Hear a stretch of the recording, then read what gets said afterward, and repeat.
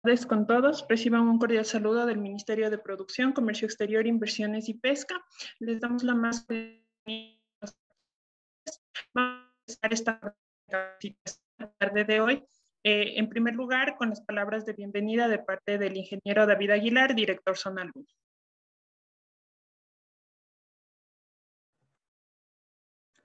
Gracias, Gaby. Compañeros de SRI, Oscar, gracias por la conexión a este espacio. Buenas tardes con todos nuevamente. La intención de este taller es que todas las personas que tienen que ver de una u otra forma con la producción o comercialización de licores tengan claros los panoramas frente a la tributación que deben seguir o las reglas y normas en cuanto a la comercialización de licores tiene que ver.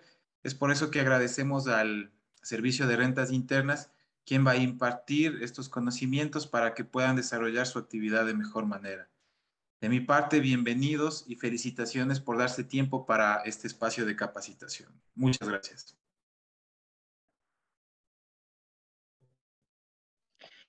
Muchas gracias, ingeniero. Damos el paso enseguida a la ingeniera, al ingeniero Edmundo Jiménez, es el capacitador de parte del SRI. También está la ingeniera Verónica Dávila de parte del SRI. Son las dos personas que nos van a acompañar esta tarde, quienes nos van a explicar también un poquito la metodología de la capacitación para que nosotros podamos, si es posible, interactuar y despejar todas las dudas. Esta capacitación está dirigida a todas las personas que se dedican a la elaboración de productos a base de alcohol y son ustedes quienes la han requerido, entonces espero que sea de mucha utilidad. Muchas gracias, compañeros del micro, agradeciéndoles esta capacitación organizada para el segmento de bebidas alcohólicas. Mi nombre es Verónica Dávila, trabajo en el Servicio de Rentas Internas y en este tarde vamos a ver dos temas puntualmente. Vamos a revisar el tema de lo que es la trazabilidad fiscal y en un segundo tema vamos a ver los conceptos y forma de cálculo del ISR. Por temas de logísticas y conexión, voy a apagar mi máquina para que fluya más la red y minimicemos pues las interrupciones. Muchas gracias y por darse tiempo y bienvenidos.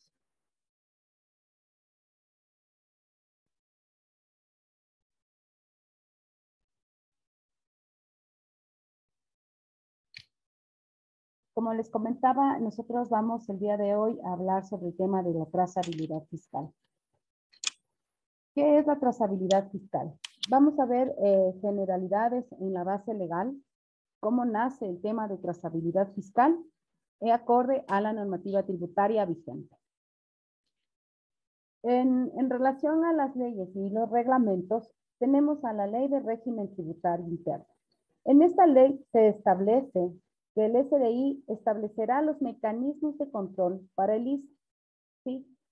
En esta misma ley también hay un punto muy importante que prohíbe la tenencia de productos grabados con ISR para comercialización o distribución que no hayan sido liquidados y pagados el impuesto o cuando no cumplan las normas requeridas tales como sanitaria, calidad, seguridad y registro de marcas. Sí, en este tema, nuevamente vamos a recalcar que se prohíbe a nivel normativo, a nivel de ley, la comercialización de productos que no hayan cumplido las especificaciones del ISR referente a sanitarias, calidad, seguridad, registro de marcas. ¿Sí? Es recordar que todo producto que circule en el país debe tener su marcación y su trazabilidad fiscal. En la Ley de Simplificación y Progresividad Tributaria se incluye una disposición enumerada en la cual se señala que los productores de cerveza artesanal no son sujetos de los mecanismos de marcación. Por lo tanto, si en esta audiencia existen productores de cerveza artesanal, tengan la certeza de que la primera parte de esta exposición no les abordaría a ustedes, sí les invitamos por conocimiento general, pero los productores de cerveza artesanal no son sujetos de los mecanismos de marcación. Avanzando a nivel normativo en el reglamento para la ley de régimen tributario, en el capítulo 3, establece los mecanismos de control y aquí obliga a fabricantes e importadores de bienes grabados con ICE a implementar los mecanismos de control a través de la identificación, marcación y rastreo. Si alguno de ustedes ya era un productor, ya tiene produciendo bebidas alcohólicas varios años, aquí se configura el famoso CIMAR, en la cual el Estado contrata el servicio de un proveedor y presta el servicio a los ciudadanos, a los productores e importadores de estos bienes grabados con ICE, dando cumplimiento al reglamento. Una vez que se publica la Ley de Simplificación y Progresividad Tributaria, se establece en el reglamento de dicha ley un capítulo 3 de mecanismos de control a la trazabilidad de productos. Por lo tanto, en el reglamento de la Ley de Régimen Tributario Interno, se establecía los mecanismos de control a nivel de identificación, marcación y rastreo.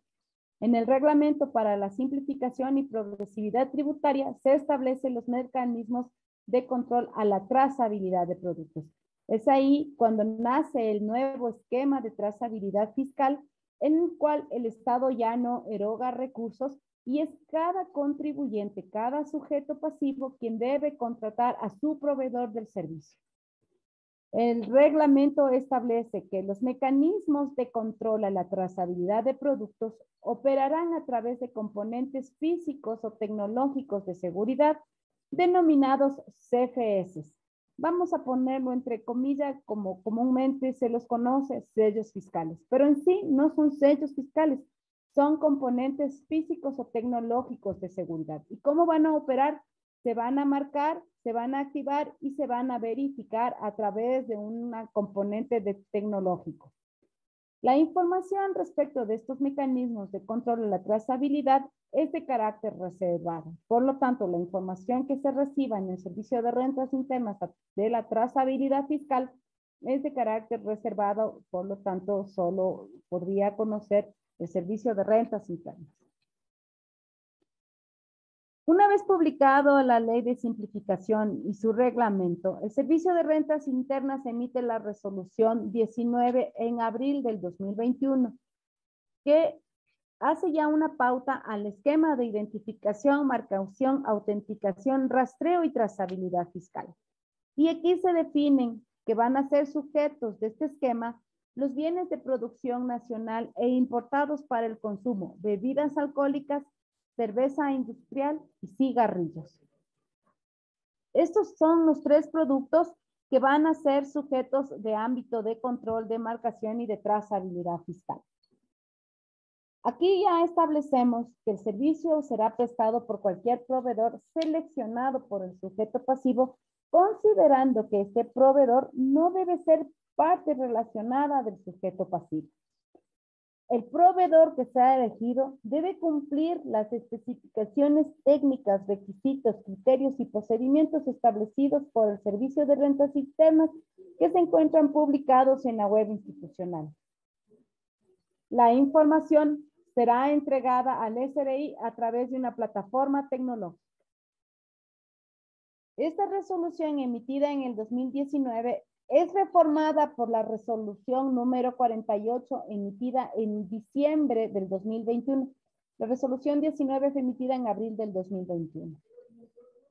En esta resolución se establece reformar la resolución número 19, pero ¿desde qué sentido? No establece los temas macro, que es la prestación del servicio, los sujetos obligados, el ámbito de aplicación, sino que habla más sobre el intercambio de información, cómo se va a entregar, el plazo en el que inicia el nuevo esquema y cómo será la conexión al servicio de rentas internas.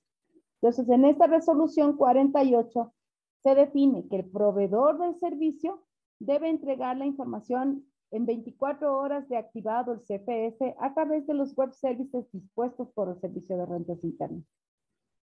Cada sujeto pasivo, es decir, cada contribuyente productor de bebidas alcohólicas, es responsable de verificar que el proveedor cumpla con las especificaciones técnicas y entregue información en los plazos establecidos. En caso de no tener este cumplimiento, como cualquier deber formal, será considerado una falta reglamentaria. Entonces, aquí viene el primer punto. Si un contribuyente no cumple con la aplicación de mecanismos de control, es una falta reglamentaria. Y si nos ceñimos a lo que dice la ley, no puede circular con sus productos sin haber cumplido este deber formal. Por lo tanto, ese producto puede ser incautado. Punto 2, al ser un deber formal y al tener que entregarse la información en cierto periodo de tiempo, si no se cumple la entrega de la información, también es sancionado, así como cuando ustedes envían una declaración, un anexo, y si no se envía a tiempo, pues se genera intereses y multas. ¿Desde cuándo inició este esquema? Este esquema inició para bienes de producción nacional a partir del 24 de febrero. ¿Por qué a partir del 24 de febrero? Porque hasta el 23 de febrero el Servicio de Rentas Internas todavía mantenía vigente el contrato con el anterior proveedor del servicio. El anterior proveedor del servicio, recuerden que era SIGPA, y ya no está contratado, o sea, ya el Servicio de Rentas Internas ya no tiene un contrato con el proveedor. Ahora cada sujeto pasivo debe buscar a su proveedor del servicio y debe hacer un contrato entre privados en el cual, de conformidad con el Código Tributario, el Servicio de Rentas Internas no interviene en las relaciones entre privados. Los bienes importados inician el esquema a partir del 1 de abril del 2022. ¿Qué es lo que quiere decir con esta resolución? Que estando junio del 2022, toda la producción nacional o todos los bienes importados al momento ya deben estar aplicando el nuevo esquema de trazabilidad. ¿Pero qué es el nuevo esquema? El nuevo esquema es cambiar de proveedor. Antes el Estado contrataba un proveedor, ahora es el sujeto pasivo quien contrata el proveedor. Se siguen colocando componentes físicos de seguridad en los productos que tienen que ser activados y que los productos no pueden ser comercializados sin tener colocado su componente físico de seguridad. Mientras se realice la implementación tecnológica para la recepción de información por web services, se entregará a través de un FTP hasta el 20 del mes siguiente de generada la información. Entonces, ¿qué tenemos como generalidades de este esquema? Se plantean nuevas regulaciones para los mecanismos de trazabilidad a través de las dos resoluciones que acabamos de revisar, la 19 y la 48. Estas dos resoluciones recogen lo que está señalado a nivel de reglamento para la Ley de Simplificación y Progresividad Tributaria desde los artículos 279.1 y en adelante. ¿Cuál es el ámbito de aplicación? El ámbito de aplicación de los mecanismos de control son las bebidas alcohólicas, la cerveza industrial y los cigarrillos. Por lo tanto, no es algo nuevo. Ya se venía trabajando con un sistema de identificación, marcación y rastreo. Ahora lo que se hace es un sistema de identificación, marcación, rastreo y trazabilidad fiscal. ¿Qué productos teníamos antes? Bebidas alcohólicas, cerveza industrial y cigarrillos. ¿Qué productos tenemos ahora? Bebidas alcohólicas, cerveza industrial y cigarrillos. ¿Y cómo aplica el mecanismo de control? A través de la aplicación de componentes físicos de seguridad, entre comillas, sellos fiscales. Pero ojo que es un componente físico o tecnológico, como se muestra en las gráficas de esta diapositiva. En relación al esquema, la prestación del servicio puede ser prestado por cualquier proveedor seleccionado por el contribuyente. Esto aquí representa la primera ventaja al contribuyente. ¿Por qué? Porque toda la información que se genera en trazabilidad fiscal es de carácter reservado. Sin embargo, aquí cada productor puede hacer una contratación de manera tal que pueda explotar su propia información. Es decir, que ya la información no solo es del SRI, sino también puede ser del productor. Y la información puede servirle al productor para tomar definiciones, pues de rotación de inventarios, de volumen de ventas, sectores de mayor volumen de ventas. Este tipo de información ustedes al contratar, al estar ya ustedes definidos para contratar el servicio, pueden sacarle un provecho en este sentido. El proveedor debe cumplir con las especificaciones técnicas, requisitos, criterios y procedimientos establecidos por la Administración Tributaria. Ningún proveedor puede decir, no, yo esto no voy a hacer o esto sí voy a hacer. El proveedor tiene que cumplir con todas las especificaciones que el Servicio de Rentas Internas dispuso para este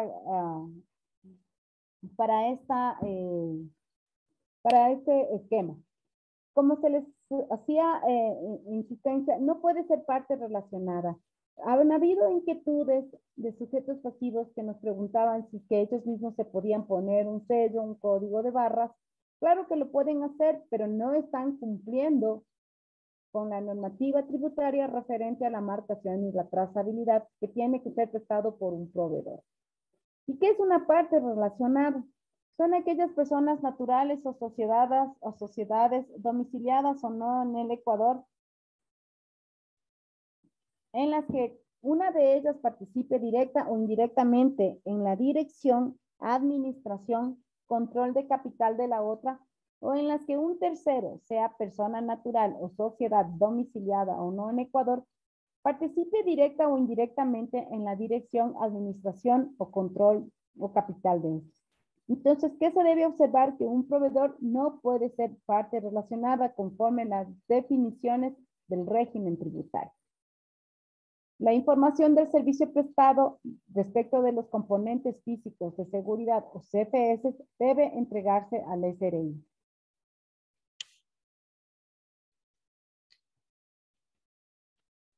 De manera general, ¿cómo es el esquema? El importador y el productor contratan a su proveedor del servicio. El productor o el importador genera el código ICE-SKU. Entregan este código ICE-SKU al proveedor contratado. El importador y el productor solicita al proveedor sus CFS. Sí, pues como ustedes ven, todavía aquí no interviene la administración tributaria. Ya es una relación entre terceros. El proveedor entrega los CFS al productor y al importador, y entre productor, importador y proveedor activan los CFS. El importador y el productor comercializa los productos que contienen CFS activados. El proveedor informa productos marcados y activados al servicio de rentas internas. Y los códigos activados pueden ser verificables a través de una APP dispuesta por el productor, por el proveedor. ¿Sí? Entonces, como les decía, ningún producto puede circular en el mercado sin tener su componente físico de seguridad activado. ¿Qué les quiero decir con esto? Que si es que no solo se trata de colocar el componente, sino de activarlo. Si circula en el mercado un producto que solo tiene colocado el CFS y no tiene activado, también es sujeto de incautación porque no está cumpliendo con su deber formal. ¿Qué información se va a generar en la trazabilidad fiscal? Se va a generar los datos del proveedor, los datos del productor, los datos del producto, y esta información se va a generar por cada tipo de producto. Vamos a tener los datos de la marcación y de la activación y la lista de códigos activados. ¿Sí? Entonces, en un lado tenemos toda la información del producto, del productor, todos los códigos activados. ¿Qué sucede posteriormente? Se hace una transferencia desde el proveedor del servicio al SRI, ¿sí? Transfiere la información al servicio de rentas internas. En una fase va a ser una carga mensual a través de FTP y en una fase 2 a través de transmisión en 24 horas. Y este proveedor de servicio tiene que dar una APP de lectura para que ustedes, los clientes y cualquier organismo de control pueda leer la información del producto. ¿Qué tenemos como especificaciones técnicas generales? Los componentes físicos de seguridad. ¿Qué les señalaba de los componentes físicos de seguridad? Son códigos o componentes físicos o electrónicos visibles, impresos o adheridos en los productos en su tapa, envase, envoltura, empaque, caja u otro lugar que permita consultar el cumplimiento tributario al Servicio de Rentas Internas, otras entidades públicas, así como a sujetos pasivos del impuesto y a consumidores finales. Entonces, nuevamente, ¿qué es el CFS? Es un componente físico de seguridad, físico o electrónico, visible, impreso o adherido. Entonces, esta parte es muy importante porque miren, ¿qué es lo que dice? Visible. Tiene que ser primero visible siempre. Impreso o adherido en los productos, ¿sí? Entonces, ¿qué es lo que tenemos como componentes físicos de seguridad? Podemos continuar utilizando las muy mencionadas etiquetas fiscales o pueden ser impresos directamente en las botellas, ¿sí? Estos códigos que vemos a mano derecha de las gráficas, estas son impresiones directas, son códigos data matrix y que son componentes físicos de seguridad. Acá a mano izquierda tenemos la clásica componente físico que era un sello alargado que se ponía a través de la botella. También ustedes pueden optar por otras formas de componentes físicos de seguridad conforme su proveedor les ofrezca.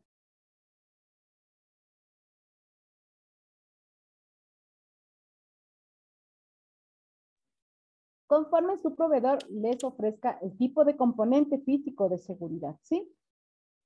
Entonces, primero, nuevamente vamos a quitar un poco el concepto que es una etiqueta o un sello fiscal porque no lo fue.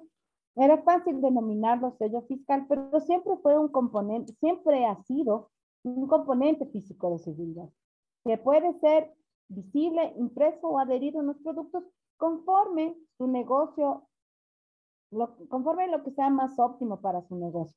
Si lo más óptimo para su negocio es un componente físico alargado para colocarlo, está bien. Si su componente físico puede ser la impresión de un código data matrix, está bien, sí. Entonces, todos los componentes físicos, siempre que cumplan las especificaciones técnicas, son correctos. Les hablaba que cada producto debe tener su código ISE o SKU. Entonces aquí vamos a recordar un poquito, porque esto no es algo nuevo. El código SKU, si bien se fueron familiarizando con CIMAR, porque cada producto tiene su propio código, esto no es nuevo. Este código ISE es aquel código que reporta en el anexo de ISE y en el anexo de precios de venta todos los productores e importadores de productos grabados con ISE. Esta obligación no es nueva. Los anexos tributarios, tanto de ISE como de precio de venta público, ya es una obligación tributaria que tiene ya varios años, si me atrevería a decir tal vez desde la creación del Servicio de Rentas Internas, que se entrega la información al Servicio de Rentas Internas. En estos anexos, los contribuyentes generaban a través de unas tablas que se publica en el Servicio de Rentas Internas, generaba su código ISE. Entonces, para mantener la información de una sola manera, tanto para facilidad del contribuyente como para la administración tributaria, este mismo código que utilizamos en el anexo de ISE o en el anexo de precios de venta, vamos a seguir utilizando en la marcación y de la trazabilidad fiscal. Es decir, que cada producto tiene un código PAD, digámosle entre paréntesis, entre comillas, PAD. ¿Qué quiero decir con un código PAD? Por ejemplo, estamos produciendo una botella de ron que tiene un envase de vidrio no retornable, que tiene 20 grados de alcohol y que lo produce la marca SRI. Entonces, esta botella de ron con marca SRI va a tener su propio código ISE, ¿sí? Y entonces este va a ser un código padre que cada productor le va a entregar a su proveedor del servicio para que con base a eso genere los componentes físicos de seguridad. ¿Sí? Este código ISE o código SKU es un código de 40 caracteres, de los cuales 33 códigos secundarios son 7 guiones que separan a cada código secundario. Por ejemplo, está el impuesto, la clasificación, la marca, la presentación, la capacidad, la unidad de medida, el país y el grado alcohólico. El impuesto en el caso de bebidas alcohólicas siempre va a ser 30-31. Como les estaba comentando, para elaborar los códigos o productos ISE, el Servicio de Rentas Internas tiene publicadas unas tablas. ¿Qué es lo que tiene que hacer cada productor? Buscar en esta tabla, digamos, en la tabla de clasificación. Si yo estoy produciendo un whisky, la clasificación es, el código de clasificación es 018. Si estoy produciendo en una botella de vidrio no retornable, el código es 13. Si viene en una botella de 750, el código es 750. Si la unidad de medida es ml, el código es 66. Si estoy elaborando el producto en Ecuador, el código es 593.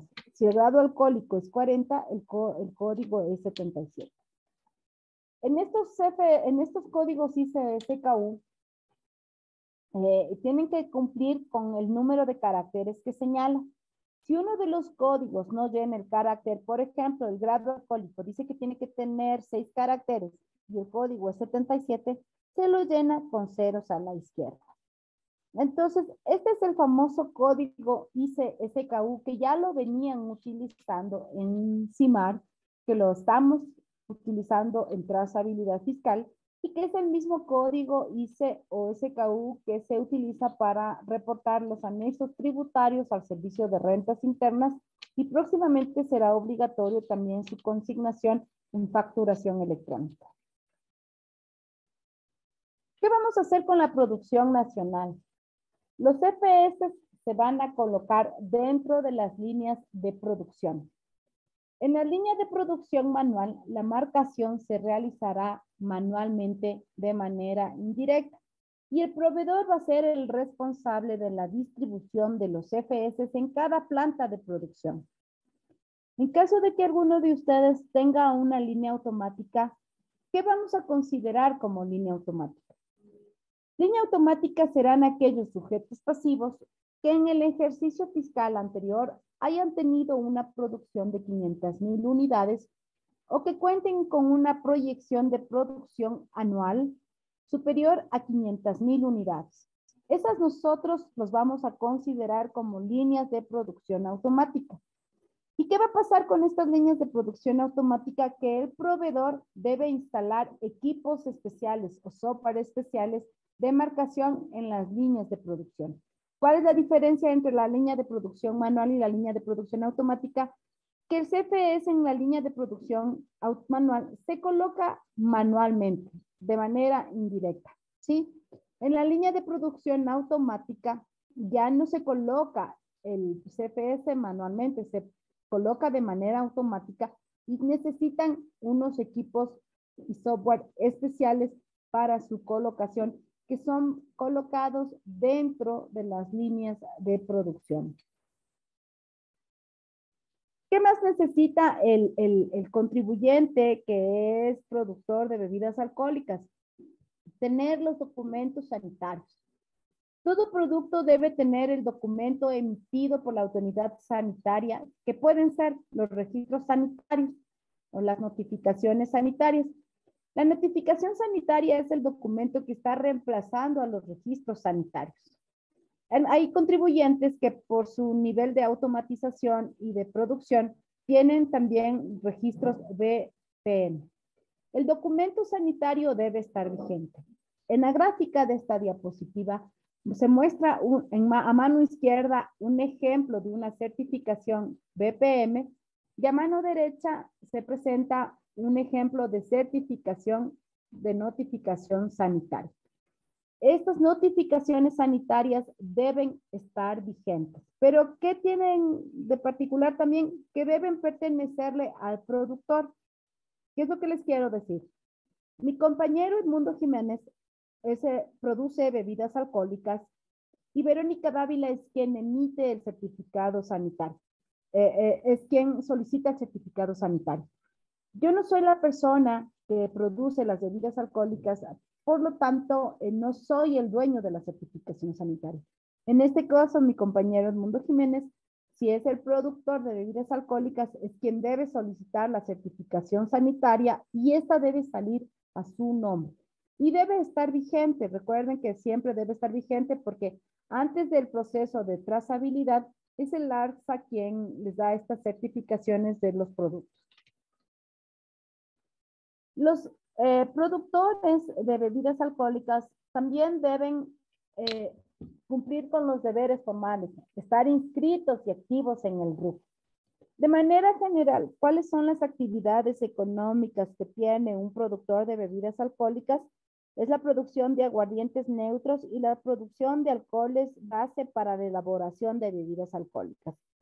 Se sugiere que revisen el registro único de contribuyentes e identifiquen que en efecto tienen registrada esta actividad económica en el RUC.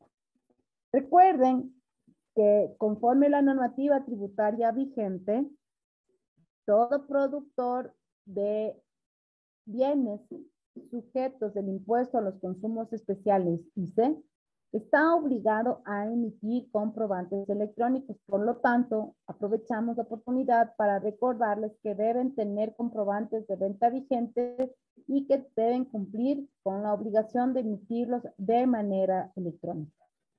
También deben estar al día en sus obligaciones tributarias, ¿sí?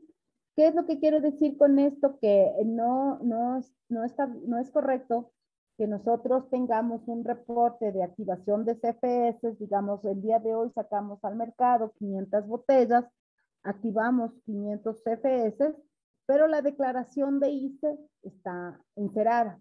Entonces, no, la declaración de ICE debe estar concordante con la producción y con la comercialización, ¿sí? Entonces, se recuerda que tienen que estar al día en sus obligaciones tributarias. Para mayor información de lo que es el esquema de trazabilidad,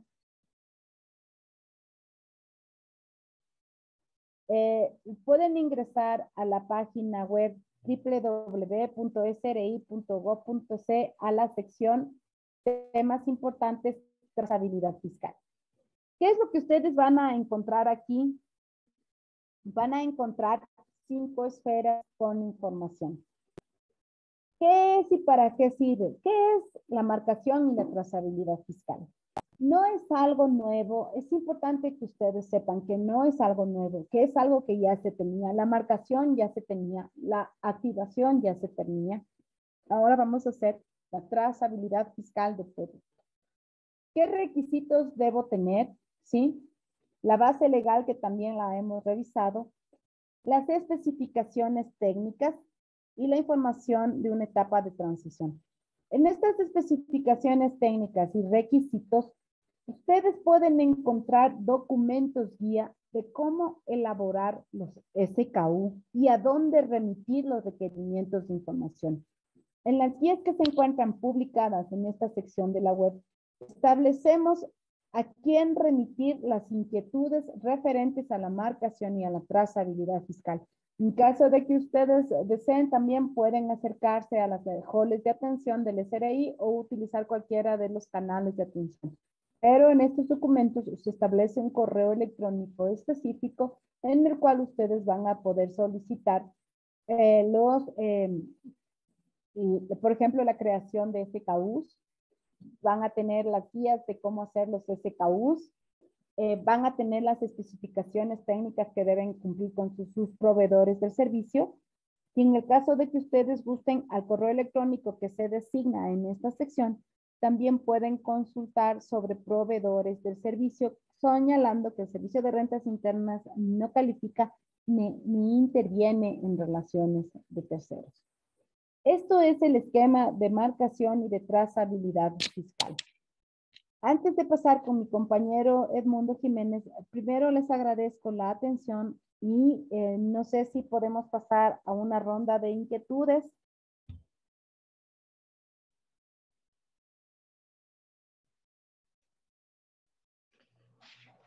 Si alguna persona de las que se encuentra presentes tiene alguna inquietud, por favor activar su micrófono o registrar la misma en el chat, que estaremos dando lectura de sus preguntas. Buenas tardes, yo tengo una inquietud.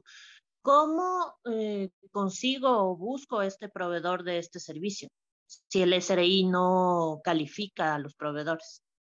Gracias. Como les decía, en la página web www.sri.gov.es nosotros tenemos publicadas unas guías que señalan también que ustedes pueden remitir inquietudes a un correo electrónico específico. A este correo electrónico específico, si ustedes no desean realizar su búsqueda de proveedores, el Servicio de Rentas Internas les puede proporcionar una lista de proveedores que, insistiendo, no es una lista de proveedores calificados por el SRI, porque el SRI no califica proveedores del servicio. Vamos a hacer un símil a facturación electrónica. En facturación electrónica, el Servicio de Rentas Internas no califica a los proveedores de facturación electrónica. Si ustedes gustan, pueden salir a revisar qué proveedor se ajusta mejor a sus condiciones y qué proveedor les ofrece un mejor servicio. De igual manera, este tema es transparente. Es cada contribuyente quien puede buscar a su proveedor que mejor se adapte a su sistema de producción, que les ofrezca los mejores precios, que les ofrezca las mejores formas de colocación de los componentes físicos de seguridad, etcétera. Lo que el SRI en este correo electrónico les puede proveer es de un listado referencial de proveedores.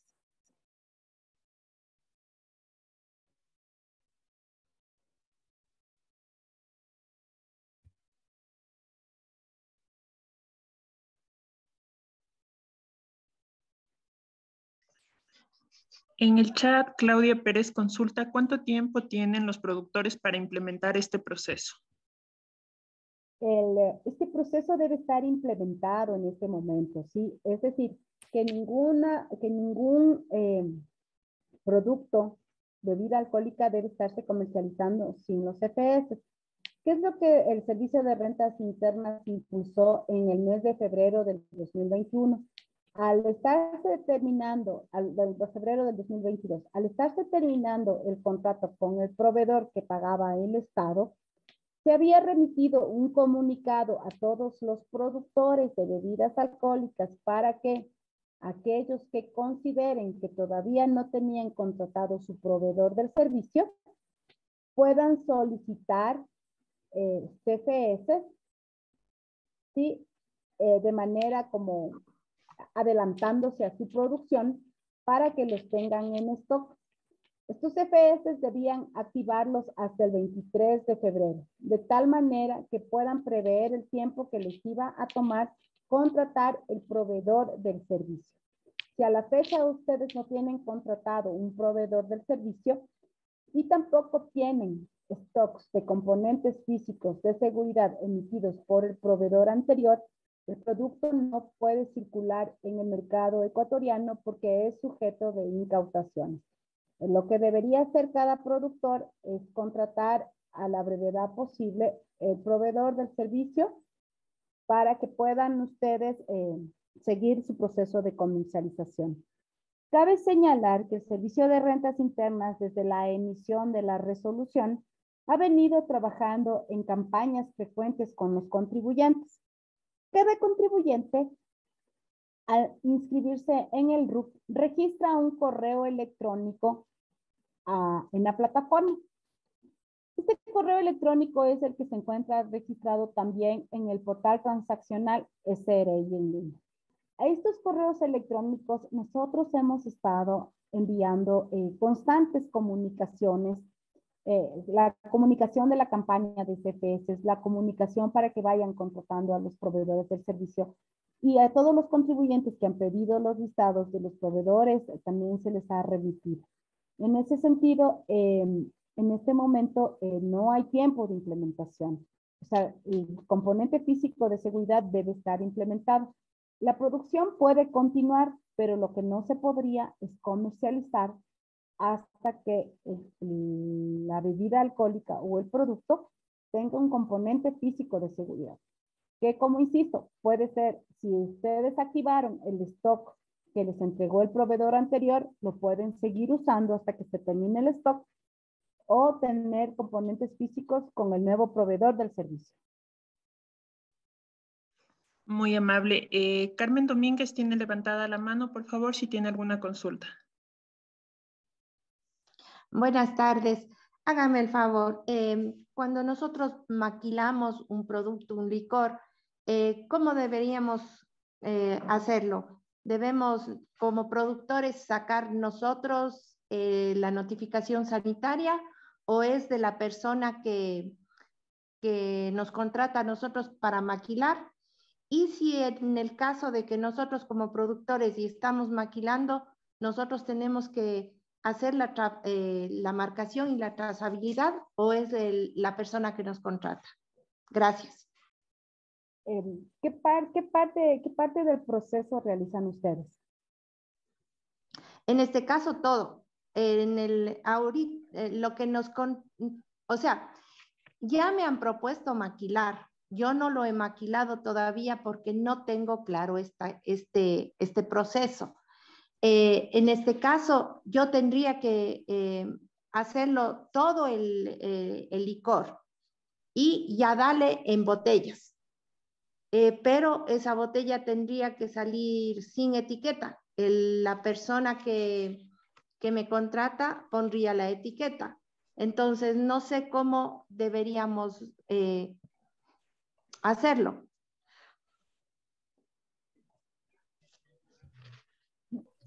A ver, cada productor puede contratar una parte del proceso de producción. Sí, yo, por ejemplo, voy a contratar en este momento el lavado de botellas y a otra persona voy a contratar para que etiqueten mis productos, a otra persona voy a contratar para que envase el producto. Sí, sin embargo, el productor sigo siendo yo porque solo estoy tercerizando el producto, la producción. En este caso, quien les contrata es quien es el sujeto pasivo ante el SRI de la producción, es quien se encarga de liquidar el impuesto, es quien se encarga de todo el proceso de marcación, de contratar el proveedor de servicio de marcación y de trazabilidad fiscal, porque asumo que ustedes le emiten una factura por prestación de servicios, ¿sí? Ustedes no sacan directamente como productores a comercializar el producto, solo que ustedes utilizaran la figura de esta tercera persona como distribuidor, ustedes serían los productores directos del producto y ustedes deberían emitir la certificación sanitaria, solicitar la certificación sanitaria, tener el RUC, hacer las declaraciones de ICE, presentar los anexos de ICE, cumplir con las demás obligaciones tributarias, si es que ustedes van a fungir como productores. Entonces, la persona que vendría a ser es la distribuidora. Pero si esta persona tercera es la que va a poner la marca, la que va a hacer las declaraciones y, digamos, en ustedes contrata un servicio, entonces esta persona que contrata el servicio es el productor porque él va a ser el responsable de comercializar, de pagar los impuestos, liquidar los impuestos, de presentar las obligaciones tributarias, de cumplir con los deberes formales. Ya, lo que pasa es que en esta pregunta es que si la persona esa que me contrata a mí para maquilar no tiene una planta de producción, entonces sería yo el productor. Y el ARSA no le permite a esa persona darle la notificación sanitaria porque él no tiene planta de producción. Entonces, en este caso, todo el proceso lo tengo que hacer yo. Ya, entonces en este caso no es una maquila, en este caso usted es la productora y usted es la que tiene que tener el registro sanitario. Sí, perdón que ahí te interrumpa, Berito. ¿Quién es el titular de la notificación sanitaria? Justamente, verá, lo que pasa es que a mí me han propuesto maquilar, pero yo no lo he hecho. Porque no está claro este proceso. Y por eso es lo que pregunto. A ver, si yo, Edmundo Jiménez, tengo la titularidad de una notificación sanitaria que me permite importar o producir una bebida alcohólica, una cerveza, pero no tengo la maquinaria, el proceso de la mal llamado maquila, porque eso realmente no existe, sería el servicio de embotellado, lo hace una tercera persona, pero el titular soy yo, Edmundo Jiménez, porque así consta en el documento sanitario. Siendo titular de esta notificación sanitaria y de los productos que yo puedo elaborar, sea de manera propia o de un tercero, el sujeto pasivo es Edmundo Jiménez. Ya, ahora sí lo tengo más claro. Muchísimas gracias. Sí. Hay varias figuras en el tema de la maquila o el servicio de embotellamiento. Sí, porque a veces le das el servicio, pero se factura de otra manera. En el contrato le dice a veces que el que le embotella, no el producto, sino el que le embotella, le da esta parte del servicio. Es que hemos visto contratos que le dice, yo en lo personal son contratos mal realizados, porque si Edmundo Jiménez es el titular, es el sujeto pasivo del ICE, pero en el contrato le dicen que el que le embotella es el que va a pagar los impuestos. Yo no comparto ese tipo de contratos, pero lo hemos visto así. Ya. Tributariamente hablando, digámoslo de esa manera, el titular es el sujeto pasivo del ICE. Inclusive Ya. por temas sanitarios, ¿no es cierto? Si hay un error en el etiquetado o cualquier cosa que pase con la bebida, la autoridad sanitaria se va siempre con el titular. Le quitan el registro, le suspenden, le multan. Siempre va a ser al titular. Tributariamente es lo mismo. Ya, listo. Muy amable, muchas gracias. Ya me quedó claro el sistema. Gracias. Muy amable. Tenemos otra consulta en el chat, es referente a lo que me parece que se explicó al inicio de la capacitación, pero consultan si esto es aplicable también a la producción de cervezas artesanales. Y aquí, sí, sí le vamos a tener que leer un poquito más. En términos generales, cervezas artesanales no, pero debemos estar claros que son conceptos que lo vamos a ver en el ICE. ¿Qué es una cerveza artesanal? Y de eso depende si tienes CFS o no tienes CFS, pero de manera general no. Pero eso sí lo vamos a ver en la parte del ICE. Listo, muy amable. La siguiente consulta hace referencia a ¿por qué se hace diferenciación con la cerveza artesanal y los demás licores referente a la colocación de los CFS? Estimados contribuyentes, el Servicio de Rentas Internas solo hace la administración como sujeto activo del Estado y hace el cumplimiento ejecuta el cumplimiento de la normativa tributaria. Este tema de la exclusión de las cervezas artesanales fue un tema que salió por normativa, que es, la normativa es calificada o emitida por la Asamblea Nacional. En ese sentido, asumo que el gremio en su momento habrá tenido un acercamiento o una petición a la Asamblea, por eso se excluyó. Este no es un tema que depende del Servicio de Rentas Internas de esta exclusión porque está a nivel de ley, no a nivel de reglamento. Cuando es a nivel de reglamento o a nivel de resolución, el Servicio de Rentas Internas puede ejecutar cambios. Sin embargo, a nivel de ley, nosotros no podríamos intervenir porque solo somos los actores que da cumplimiento a la normativa tributaria. Muy amable. La siguiente consulta nos pregunta, ¿cada qué tiempo se actualiza el catálogo de identificación, marcación y trazabilidad fiscal en la página? Porque si no tenemos el respaldo del producto en el catálogo, no se pueden activar los CFS. Nosotros, esta activación, nuevamente, cada productor contrata a su proveedor del servicio. En este tema ya no interviene el Servicio de Rentas Internas.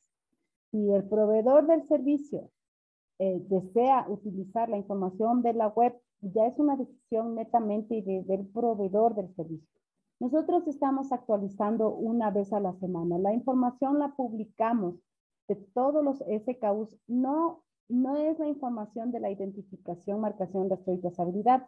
Lo único que nosotros publicamos en la web y lo actualizamos el lunes de cada semana o el primer día hábil de cada semana es la creación de las marcas solicitadas durante la semana anterior. ¿Sí? Nosotros estamos publicando el día lunes de cada semana, pero esto no es dependiente para que el proveedor del servicio pueda activar los productos, porque nosotros no intervenimos en el proceso como tal. El Servicio de Rentas Internas recibe la información de marcación y de trazabilidad fiscal y también generamos cuando procede los códigos de SKU, pero más no intervenimos en el proceso de activación de los CFS. Muy amable. Para culminar con este bloque, tiene levantada la mano Fernanda Martínez, por favor, si es que tiene alguna consulta. ¿Cómo está? Buenas tardes. Muchas gracias por la apertura. No, quería aportar a la pregunta de la señora Carmen, me parece, sobre el tema de las maquilas. Por ejemplo, en esta parte de las maquilas hay dos formas de realizar. Ella puede maquilar, hacer contratos y ella es la dueña de su propio registro. Debe salir el nombre de ella, elaborado, fabricado y distribuido por la comercializadora. De planta siempre debe salir etiquetado y puesto el sello del SRI como usted manifiesta, porque las multas recaen sobre el productor. Sin embargo, hay otra maquila. Si el otro dueño tiene una comercializadora que ha sacado permiso en ARSA, recae sobre la comercializadora y no sobre el productor. Entonces, aquí hay dos formas de maquila y se debe realizar bien los contratos para poder liberar los productos, sea de planta o sea de las comercializadoras. Esa parte quería aportarle a la señora, que no tenga miedo de maquilar, porque ahora lo que es importante es vender productos. Simplemente que de ella debe indicar que en el contrato debe salir etiquetado con sello y del SRI etiqueta desde planta. Eso debe hacer la señora y maquilar sin ningún inconveniente. Muy amable. Para cerrar el bloque, lo único que en el chat nos solicitan es si es que es posible que la presentación pueda ser compartida a los participantes.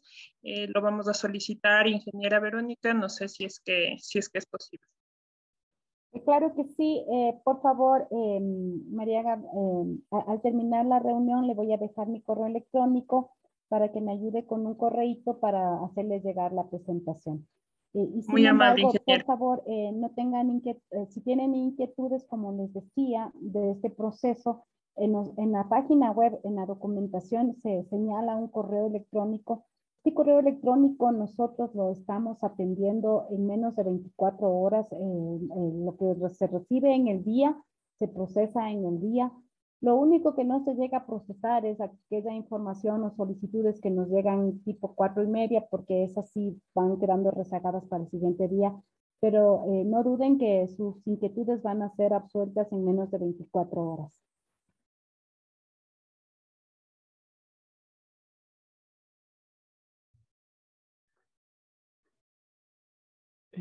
Unas dos consultitas que parece se pasaron, les voy a dar contestación así rapidito. Me dice: ¿qué ocurre si se han comercializado productos sin CFS? La norma es clara, la tendencia o la comercialización de productos sin CFS es un tema normativo, por lo tanto estos productos pueden ser susceptibles de incautación. La segunda dice: ¿tienen precios referenciales de los honorarios de los proveedores? Bueno, hacer un contrato entre terceros, pues no hay un límite, no hay un mínimo máximo. El valor de este servicio obviamente dependerá del acuerdo que se llegue entre las partes. Y creo que no se nos pasó, ya no tenemos otras consultas que se hayan pasado.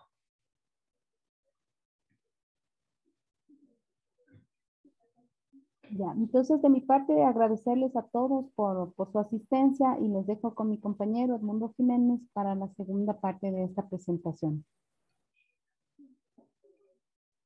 Perfecto. Por favor, me confirman si se puede ver la presentación.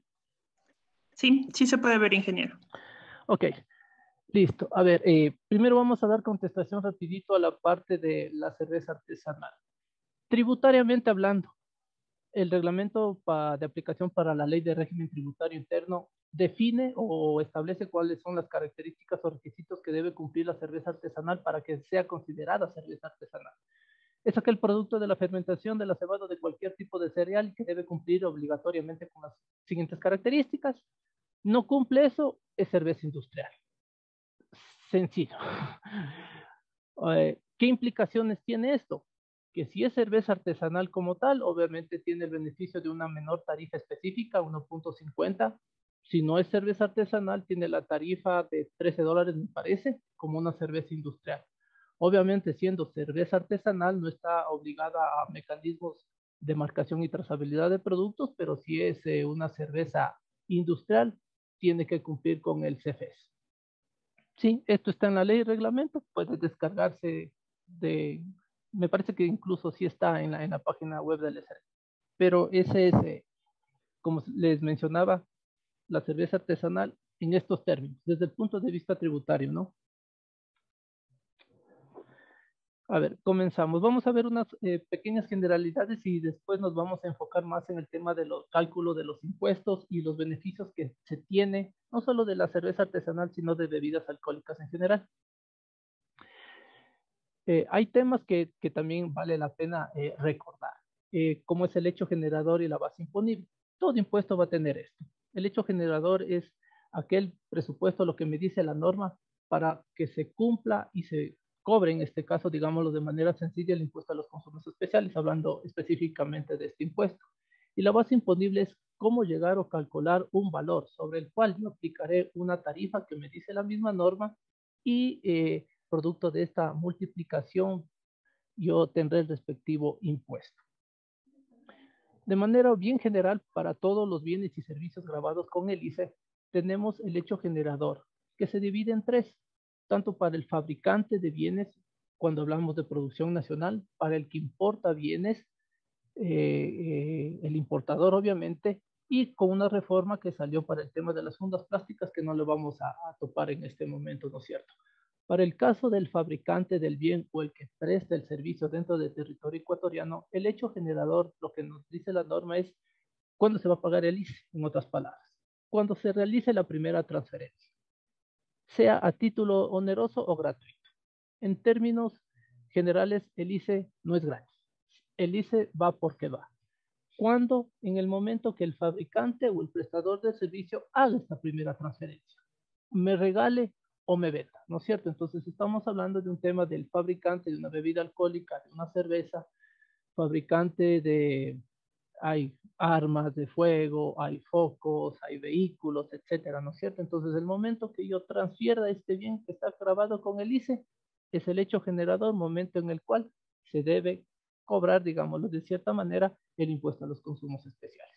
Para el caso del importador, el momento de la desaduanización.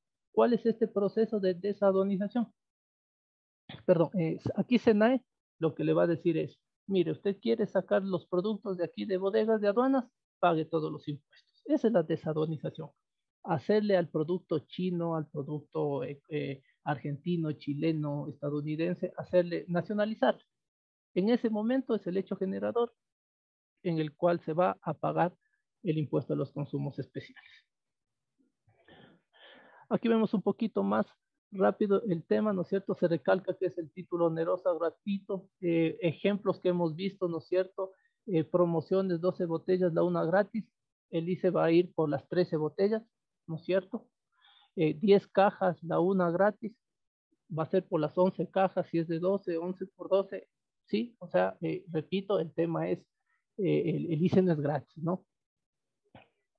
En servicios, bueno, no estamos hablando en esta partecita de servicios, pero aclarémosle un poquito más, es cuando se preste el servicio de manera efectiva. Ejemplos del servicio, tenemos actualmente ya el TV cable, televisión pagada, ya lo que es ICE por telefonía, personas naturales y sociedades por una reforma ya desapareció, y el otro servicio que tenemos grabado es el de para los clubes sociales. Bienes importados ya se hizo un poquito la aclaración de la desaduanización, y en funda plásticas, bueno, aquí sale este bien del común que se manejó durante varios años y no cae sobre el fabricante o el importador, sino sobre el establecimiento de comercio.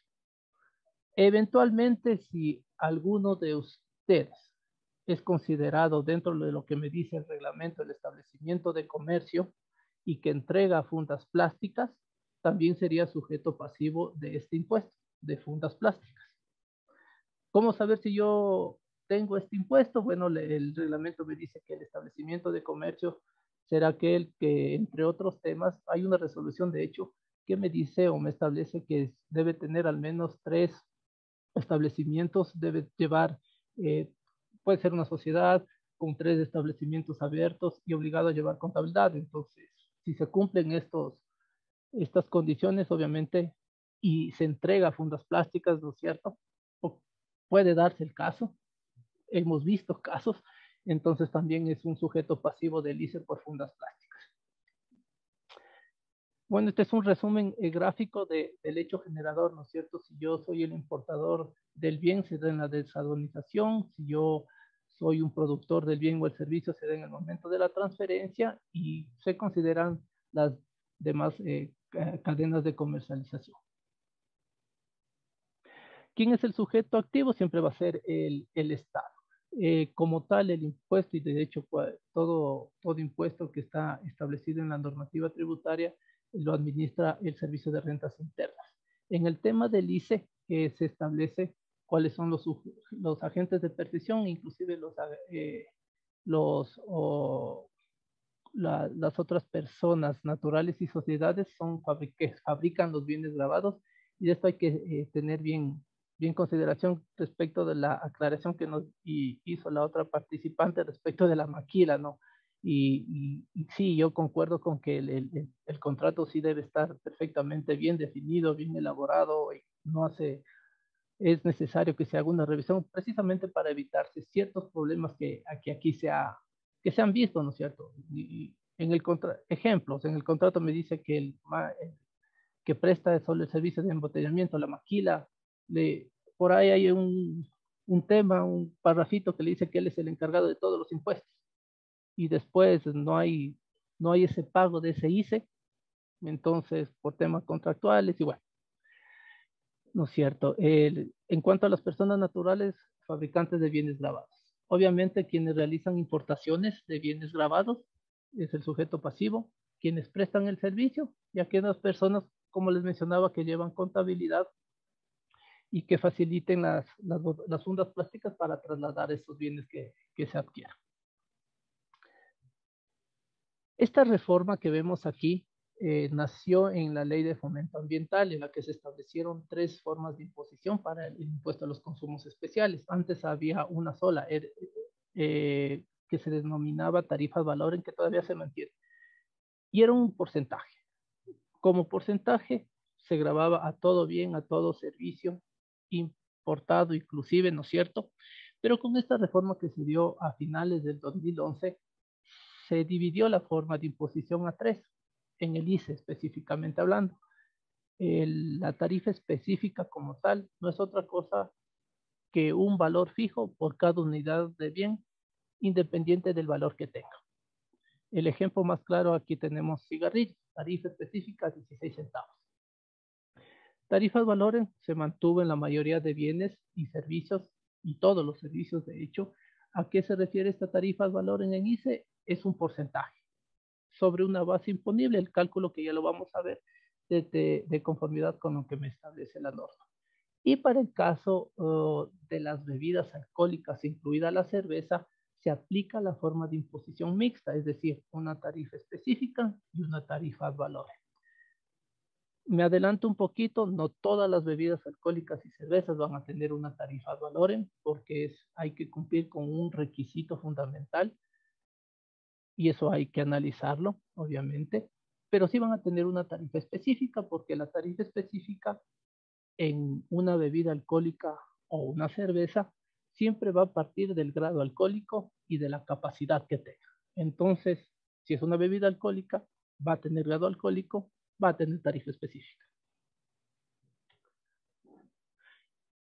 También es importante conocer un poquito sobre ciertas definiciones que nos dice la norma respecto del impuesto a los consumos especiales. Definiciones que inclusive se utilizan para otras obligaciones que tienen los contribuyentes. Una de estas definiciones es el famoso precio de venta al público sugerido por el fabricante, por el importador o el prestador de servicio menos el IVA y el ICE. ¿A qué conceptualmente, ¿no es cierto? El precio de venta al público sugerido es aquel que el consumidor final pague por la adquisición al dental en el mercado de cualquiera de los bienes grabados con este impuesto. Los precios de venta al público serán sugeridos por los fabricantes o importadores de los bienes grabados con el impuesto y de manera obligatoria se deberá colocar en las etiquetas. ¿Cuánto cuesta una botella de 2 litros de Coca-Cola? Se le vemos en la, ¿no es cierto?, en el envase, $2.50 me parece, no recuerdo bien. ¿Quién lo sugirió? ¿Quién colocó ahí? El productor. Igual, se está importando un vino chileno, lo trae, se me ocurre, Supermaxi, Corporación El Rosado, La Favorita, Tía. Entonces, ellos son los importadores, son los sujetos pasivos del ICE y deben sugerir el precio de venta al público. ¿No es cierto? Yo voy a una tienda y generalmente, ¿no es cierto?, lo que le conocemos aquí la litrona de cerveza, me parece que está en $2. Ese es el precio de venta al público sugerido, en este caso, por Cervecería Nacional. Y efectivamente ese es el precio en el cual el consumidor final, ¿no es cierto?, Edmundo Jiménez va a la tienda y le compra a $2. Hay ciertas también variaciones, ¿no es cierto?, que si está en el refrigerador, posiblemente cuesta 5 o 10 centavos más, pero aquí la obligatoriedad es que el sujeto pasivo debe sugerir ese precio de venta al público. ¿Por qué es importante este precio de venta al público? No solo porque, bueno, más allá de que la norma me establece que se debe establecer el precio como tal y debe colocarse en la etiqueta o en el respectivo producto, este precio es el que se debe informar en el famoso anexo PVP. Entonces va de la mano. La norma me obliga a que debe tener un PVP y la norma secundaria, el reglamento y de hecho la resolución me obliga a que ese precio de venta al público que yo estoy marcando en el producto, también yo lo informe en un anexo PVP. Primera definición importante. Vamos a ver la segunda definición importante. Precio de venta al público aplicable para bienes nacionales producidos localmente o para bienes importados. Pero también tenemos otros precios como tal. Tenemos el precio ex aduana. Ex aduana, bueno, y el nombre me dice que solo se aplica para aquellos productos o aquellos bienes que van a ser importados. Recordemos que también aquí la ley es clara cuando me hablas de que se aplica tanto para bienes nacionales para importados. Entonces hay contribuyentes, hay sujetos pasivos que importan y que también fabrican. O sea, su ámbito, su actividad va por ambos lados. Entonces también es necesario conocer la definición de este precio que también se debe informar en el respectivo anexo PVP. Aquí, digamos que resulta un poquito más fácil porque este valor, prácticamente este precio ex aduana, lo establece SENAI. ¿Y en qué consiste? Es la suma del costo, flete, seguro, todos los aranceles, valores, salvaguardas y el FODIM. ¿Sí? ¿Qué nos dice? Y específicamente corresponde al valor en aduana de los bienes más las tasas arancelarias, fondos y tasas extraordinarias recaudadas por la autoridad aduanera al momento de desaduanizar los productos importados. Volvemos al tema de la desaduanización, ¿no es cierto? Ese es el segundo concepto importante. El tercer concepto importante, que también es el que se debe informar en el anexo PVP, es el precio de venta del fabricante menos el IVA y el ICE. ¿A cuál corresponde este precio? ¿O cuál es el precio que como servicio de rentas interna y como cliente podemos ver? Es ese precio que está facturado en la primera venta, ¿no es cierto? Recordemos, volvemos un poquito a láminas anteriores. ¿Cuál era el hecho generador? La transferencia, la primera transferencia. Ese precio que el productor facture, sea a consumidor final, sea un mayorista, sea un minorista, sea algún distribuidor, ese precio es el precio de venta del fabricante.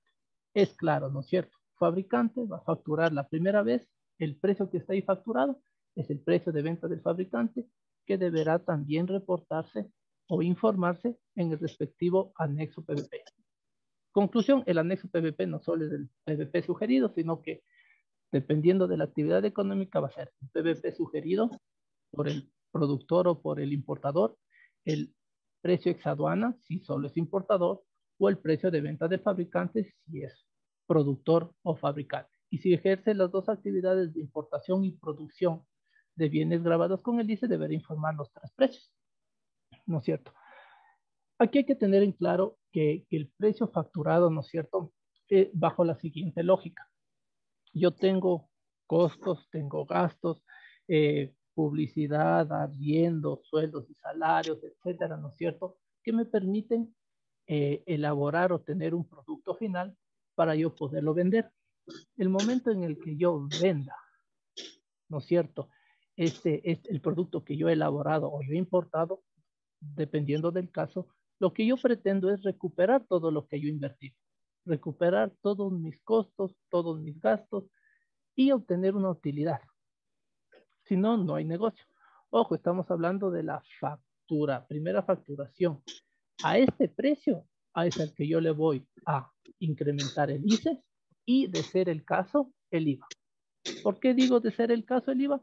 Porque hay contribuyentes que cuentan con la calificación artesanal y obviamente los productos y los servicios que ellos comercialicen o presten tenían una tarifa de IVA del 0%, ¿no es cierto? Entonces, por eso recalco el hecho de que puede ser el IVA.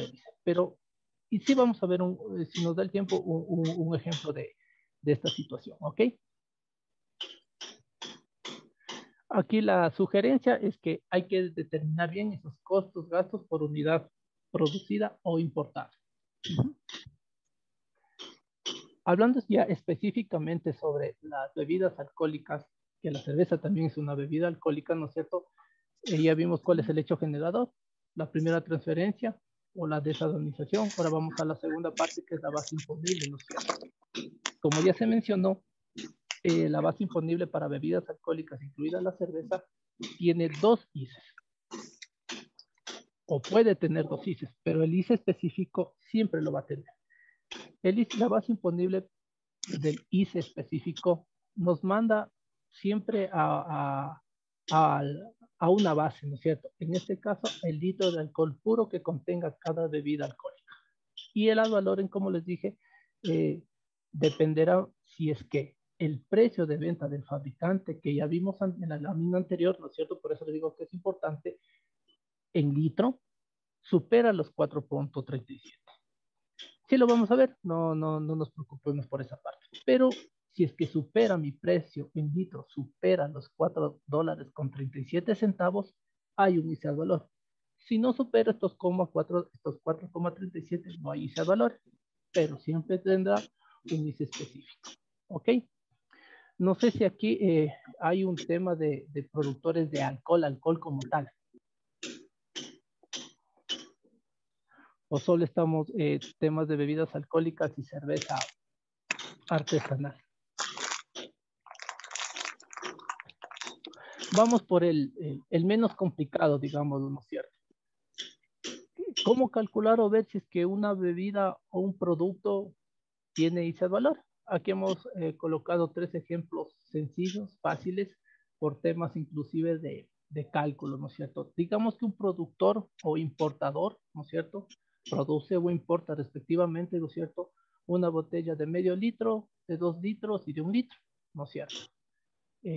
Medio litro obviamente son 500 ml o 500 cc, 2 litros son 2000 ml o 2000 cc, y 1 litro obviamente va a ser 1000 ml o 1000 cc. Entonces la base siempre nos manda al litro de alcohol puro. ¿Cuál es el litro de alcohol puro? Aquel producto, digamos, porque no hay bebida alcohólica que sea de 1 litro, sí hay, pero no hay bebida alcohólica que sea de 100 grados. Ese es el litro de alcohol puro. 1000 ml o 1 litro, pero de 100 grados. Como tal, no hay una bebida alcohólica así. pero siempre tomamos como base el litro de alcohol puro, ¿no es cierto? Hemos puesto ejemplos, ¿no es cierto? Medio litro, 2 litros, 1 litro y diferentes precios. En el caso del medio litro tenemos un precio de 2.62, en el caso de 2 litros 7.32 y hemos puesto en el caso de 1 litro 4.37. Vémosle más facilito, ¿no es cierto? Si yo soy productor o importador de 1 litro, como vemos en el primer gráfico, ¿no es cierto? Cuyo precio de venta del fabricante, es decir, costos, gastos y la utilidad que yo, para que exista negocio, ¿no es cierto? Yo debo ganarme algo, es de 4.37, ¿no es cierto? Si supera, ¿qué nos dice la norma? Si este precio ex aduana o el ex fábrica, dependiendo del bien, supera los 4.37, hay un ICE al valor. En el caso del 1 litro, no va a haber ICE al valor, porque no supera los 4.37, llega a ese límite de los 4.37. ¿Qué pasa con el de 2 litros? Regla de 3. 2 litros es 7.32. La de 1 litro, porque debo tomar como base la de 1 litro, ¿cuánto es? La mitad, 3.66. Entonces, aunque yo produzca la de 2 litros o importe la de 2 litros a un precio de 7.32, yo debo hacerle el ajuste a 1 litro para ver si se genera el ICE al valor. Haciéndole el ajuste correspondiente, serían los 3.66. ¿Supera los 4.37? No supera, por tanto, en el segundo caso, no hay un ICE al valor. Pero veamos el caso tercero. Tengo un medio litro cuyo precio es de 2.62. Bajo la misma lógica, ¿no es cierto? Debo ajustar regla de 3. La de 500 ml es 2.62. ¿Cuánto es la de 1 litro? Es el doble, 5.24. Como los 5.24, ¿no es cierto? Si superan los 4.37, sí hay un ICE al valor. ¿Ok? Entonces, habrán bebidas alcohólicas que sí tienen ICE al valor, otras que no tienen ICE al valor. ¿De qué dependerá? De este precio de venta del fabricante. Siempre basados o expresados en 1 litro. Obviamente, como les dije, este es un ejercicio rápido porque medio litro en la cuarta parte, ¿no es cierto? De 2 litros, etcétera, etcétera. Vienen a ser los cálculos facilitos, pero claro, se complica cuando tenemos botellas de 3.75 o en cerveza artesanal hemos visto capacidades de 330 ml, que es la más común, ¿no es cierto? Hay de medio litro. Y bueno, cuando ya hablamos de barriles de cerveza, 30.000, 50.000 litros, entonces ahí es lo que se complica. Hay que hacer estos ajustes respectivos, ¿sí?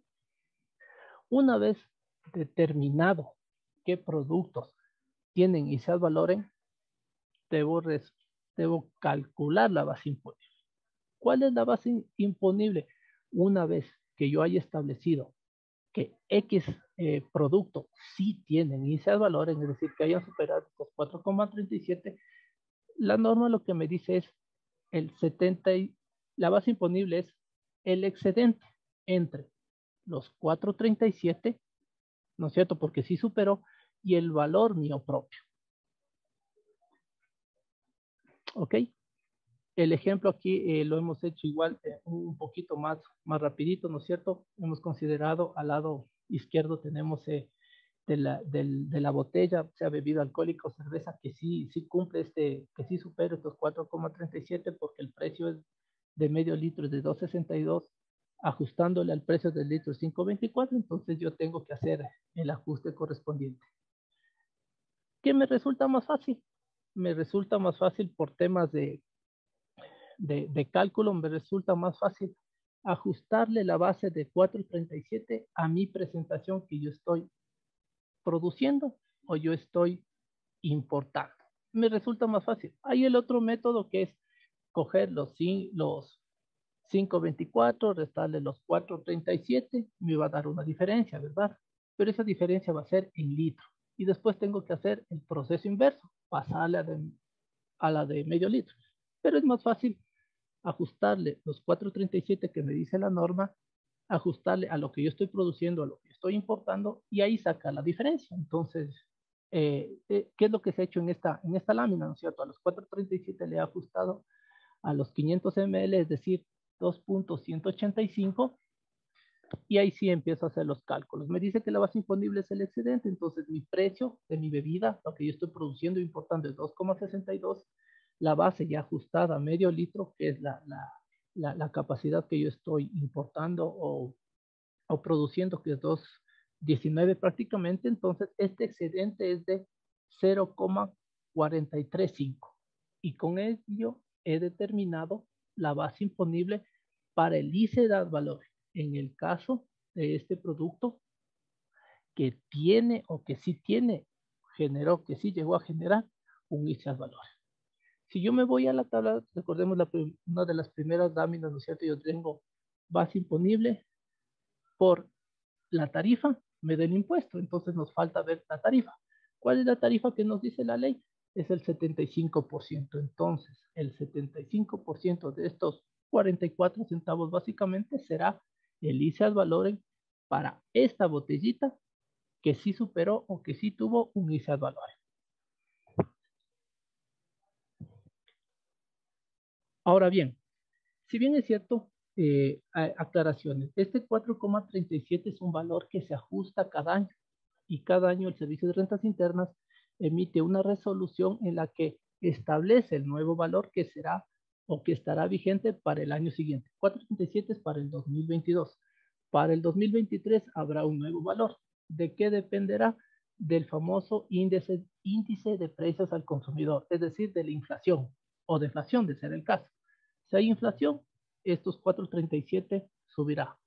Si hay deflación, pues 4,37 bajará. ¿Eso cuándo lo podemos saber? Eso lo sabemos en el mes de diciembre porque se basa en el IPC de noviembre. Entonces hay que esperarse los 11 meses para ver qué mismo hubo, si hubo una inflación, una deflación, ¿no es cierto? Pero hay que estar atentos, obviamente saldrá la resolución. O por último puede no cambiar, ¿no? Pero igual, ¿no? Se emite la resolución respectiva. Y de hecho la resolución respectiva lo podemos ver aquí, que me parece que es la 54. ¿Sí? Entonces ahí vemos en la resolución 54 que el precio de venta del fabricante o el ex aduana para establecer el tema del ad valorem del ICE vigente para el ejercicio fiscal 2002 es de 4,37. En similares circunstancias, por no decir la misma resolución, lo único que cambiará va a ser este valor que estará vigente para el 2023, ¿ok? Hay que estar pendiente de eso. No suele variar mucho, son centavos, de hecho, 3, 4, máximo 6 centavos que hemos visto en los últimos años que varía, sean más o en menos. Pero estos 4,37 la norma sí me establece un beneficio, de hecho. ¿Cuándo considerar el doble? ¿Cuándo ¿cuándo no considerar 4,37 y considerar 8,74? Es un beneficio porque, ¿no es cierto? Yo estoy llegando a un máximo de 4,37 y digamos, ¿no es cierto? Que el litro es de $5 y si yo no cumplo todo esto me toca pagar ICE, pero con este beneficio ya no debería pagar. ¿Por qué? Porque yo me estaría ajustando a los 8,74. Pero para yo considerar este doble, que obviamente cambiará cuando cambie cuando salga la resolución, cuando tengamos el IPC a la mano, ¿cuáles son estas condiciones y características? Primerito, que no se aplica a todos los productores de bebidas alcohólicas y cervezas, solo a los pequeños. Esta reforma salió en ese sentido, ¿no? Los pequeños nos vamos a ayudar con los pequeños, ¿sí? Para que crezcan, vendan más, etcétera, etcétera. Entonces, únicamente aplica, son condiciones y requisitos, vamos viendo una de ellas. Las personas naturales y sociedades que sean micro, pequeñas empresas. Entonces, las grandes no están, no pueden aplicar, ellas consideran 4,37. ¿Sí? Primer requisito, que sean personas naturales y sociedades consideradas micro, pequeñas empresas o las organizaciones de la economía popular y solidaria.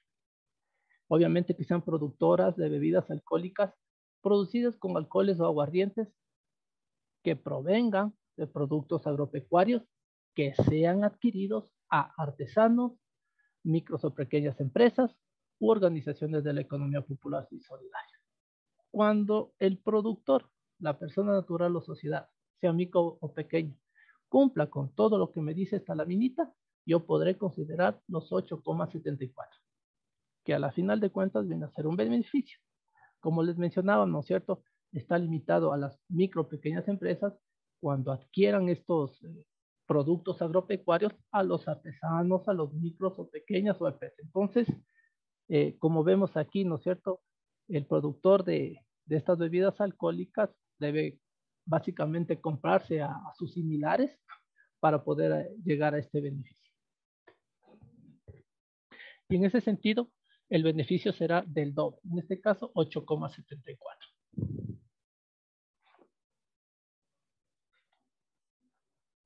Eso respecto al ICE ad valor. Respecto al ICE específico, como se mencionó anteriormente, siempre va a tener un ICE específico, porque al ser una bebida alcohólica siempre va a tener un grado alcohólico, 40, 38, 25, ¿no es cierto? Cuando hablamos, pues, me gusta poner el ejemplo de la Pilsener cero, que no es que tenga cero, si tiene un poquito, ahí tiene como 0,04%, o sea, no es nada. En las cientos y miles que produce, sí le genera un ICE, ¿no? Es facilito, ¿no es cierto? Tenemos esta fórmula, ¿no es cierto? Capacidad dividido para 1000 por el grado alcohólico dividido para 100 y por la tarifa específica. Para el caso de bebidas alcohólicas, la tarifa es de $10, que se cambió por reforma. Para el caso de cerveza artesanal es 1,50 y para el caso de cerveza industrial son $13,20. No recuerdo muy bien en este momento, pero simplemente yo reemplazo los valores que están aquí y tengo el ICE específico. De manera general, todavía no vamos a entrar en el tema de los beneficios. ¿Cómo sabemos si esta fórmula está bien hecha? Solo reemplacemos, ¿no es cierto? ¿Cuál es la base? Siempre va a ser el litro de alcohol puro. ¿Eso qué quiere decir? Que si alguien produce un litro de 100 grados, va a pagar lo máximo, que son $10. Si reemplazamos, ¿no es cierto? 1000 para 1000 a 1. Grado alcohólico 100 para 100 a 1. 1 por 1 y por 10 son $10, lo máximo. Sí, entonces con eso vemos que la fórmula está bien hecha. Ahora le vamos ajustando, digamos que no es de grado alcohólico, casi no hay de 100, entonces pongámosle de 50 grados. Sería la mitad, 5, ¿no es cierto? 1000 para 1000, 1, 50 para 100, 0,5 por 10, 5. Y así es como, básicamente esta fórmula ya es la regla de 3 compuesta que nos permite establecer el ICE específico calculado de manera normal. En el ejemplo anterior tenemos los 750 dividido para 1000, multiplicamos por los 38 grados dividido para 100 y eso multiplicado por la tarifa que está vigente de $10, tenemos el ICE específico. De igual manera que en la base para el ICE ad valorem, esta tarifa específica de $10 se ajusta también de acuerdo al IPC. Por lo tanto, también habrá que verse al final del año, en el mes de diciembre, cuáles son estas famosas tarifas. En el año anterior tengo aquí la resolución, no, esta es la resolución de exoneración, la vamos a ver más adelante. Hay que estar pendientes sobre el ajuste. De igual manera son centavos, no hay, estamos en un país dolarizado en cual la inflación no es tan grande, no es tan alta, entonces 10 subirá $10, 5 centavos, 20 centavos, bueno, eso lo sabremos en su momento. Una vez que se ha determinado el ICE específico y el ICE ad valorem, el ICE total obviamente será la suma de estos dos ICEs, con la consideración que ya se mencionó anteriormente de que no todas las bebidas alcohólicas, incluida la cerveza, van a tener o van a generar este ICE ad valorem. ¿Sí? Esta es la forma general, ¿no es cierto? Cojo la capacidad dividido para 1000, escojo el grado alcohólico de la bebida dividido para 100, multiplico por la tarifa que me dice la ley, ICE específico. ICE ad valorem, establezco primero si supera los 4.37, en este caso año 2022, si supera, escojo el excedente, tengo la base imponible. Aplico la tarifa ad valorem que me dice el 75% y ya tengo. Este es el tema general. Sin embargo, desde hace un par de años se establecen beneficios para las bebidas alcohólicas, sobre todo, incluida la cerveza, ¿no es cierto?, que son elaboradas localmente. Y este es un punto que hay que aclarar porque, si bien es cierto, el ICE grava bebidas tanto de producción nacional como importadas, este beneficio solo aplica para las bebidas alcohólicas que se elaboran localmente en el Ecuador, es decir, las de producción nacional. No aplica este beneficio de la exoneración y la rebaja. De hecho, también me adelanto un poquito para las bebidas importadas. ¿Ok? ¿Qué me dice la norma? Que las bebidas alcohólicas elaboradas localmente tienen una exoneración del ICE, exoneración o exención. No es del 100%, eso sí hay que aclarar. En algún momento sí la exoneración era del 50% y la rebaja del 50%, entonces habían bebidas alcohólicas que no pagaron ICE. Ahora ya no es así. La exoneración está limitada a un máximo 5% que ya le vamos a ver. Hay condiciones y requisitos que deben cumplirse para obtener este beneficio de la exoneración. La norma me habla de obtener el respectivo cupo. Pregunta, ¿cómo se obtiene el respectivo cupo? El cupo ya está dado. ¿Cómo está dado? En esta famosa resolución de acá. Para el año 2022, ¿no es cierto? El cupo exento del ICE para las bebidas alcohólicas, incluida cerveza, es esta tablita. ¿De qué dependerá? ¿De qué dependerá, perdón? De el componente nacional que yo tenga. Estamos hablando de bebidas locales elaboradas aquí en el Ecuador, entonces siempre va la exoneración al menos va por la parte de ingredientes nacionales. Cuando mis ingredientes nacionales lleguen al 69,99%, no hay exoneración. Vamos a un caso facilito, un vino hecho de uvas. Si las uvas son nacionales y adquiridas, ya le vamos a ver los requisitos a un artesano, por ejemplo, a un productor, o a un micro, un pequeño, entonces las uvas cumple con el tema del 100%, entonces yo accedo al máximo beneficio que es del 5%. En el tema de un vino, en el tema de un licor seco, por ejemplo, es, por ponerles un ejemplo, 80-20, 80% agua, 20% alcohol. Se le excluye el agua, eso sí me dice la norma, me queda el alcohol. Si el 100% de ese alcohol que me sirve para elaborar este licor seco, yo lo compré, ya lo vamos a ver cuáles son estas condiciones, entonces accede un 5%. El tema se complica cuando hay contribuyentes que, por ejemplo, producen varias bebidas alcohólicas. Un cóctel tendrá 15 ingredientes, entonces tiene que analizar cada uno de estos ingredientes, ver si es que es nacional, importado, si ingresa o no ingresa, que también lo vamos a ver. Pero básicamente, en términos sencillos, mientras mis ingredientes sean nacionales, yo puedo llegar a adquirir o obtener el mayor beneficio en este caso del 5%. Igualmente, para el otro año saldrá posiblemente la misma tabla, saldrá una nueva tabla, bueno, obviamente el departamento encargado de elaborar y de hacer el análisis respectivo lo hará en su momento y se publicará. ¿Sí? Ese es el primer beneficio.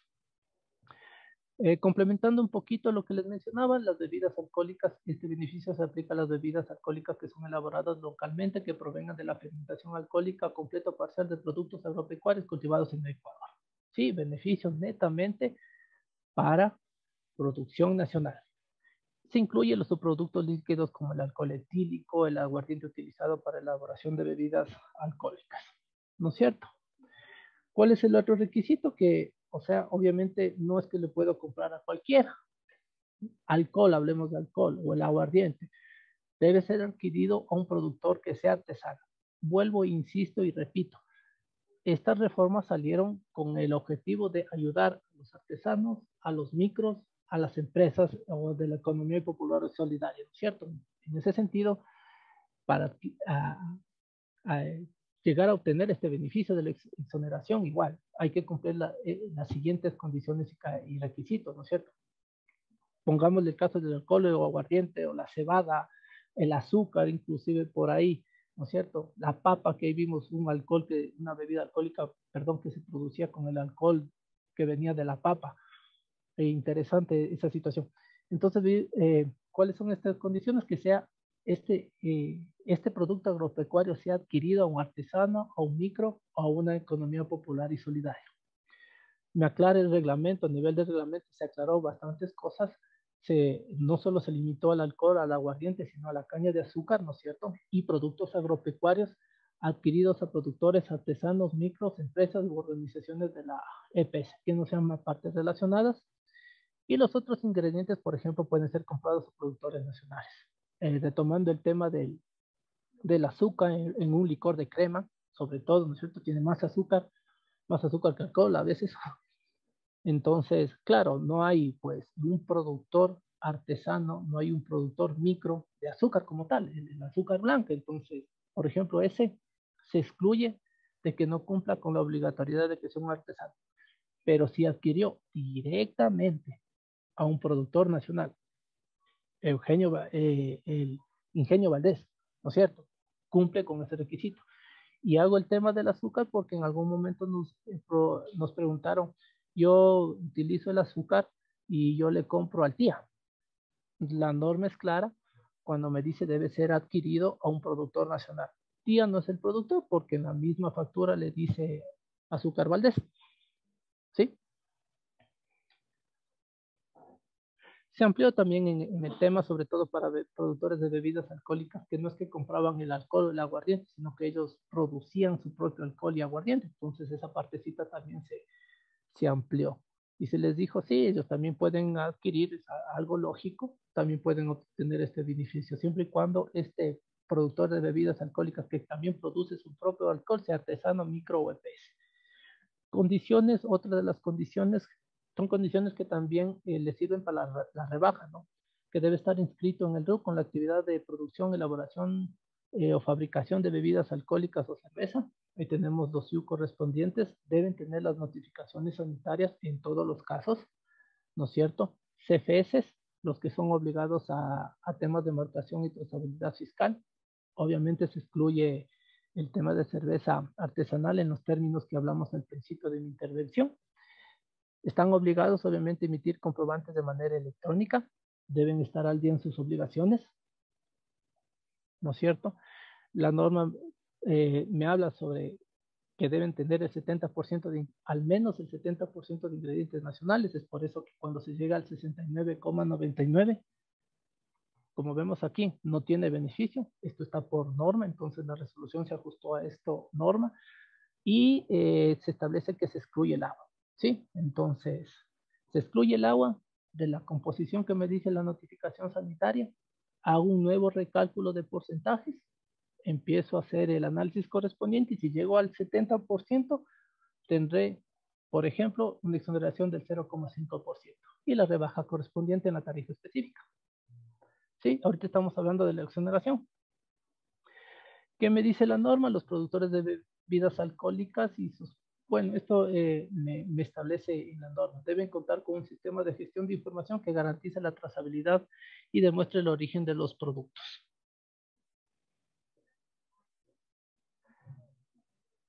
Ya, bueno, aquí me establece, ¿no es cierto?, que los requisitos del sistema de gestión de información deben ser definidos por la entidad rectora en materia agropecuaria o la entidad rectora en materia de producción e industria, según corresponda.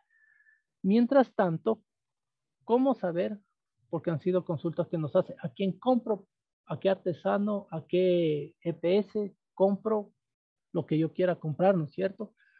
Y que cumpla con estas características. Entonces, mientras no hay este sistema de trazabilidad para establecer el origen de los productos, se está trabajando con un listado que está compartido en la página web del Servicio de Rentas Internas.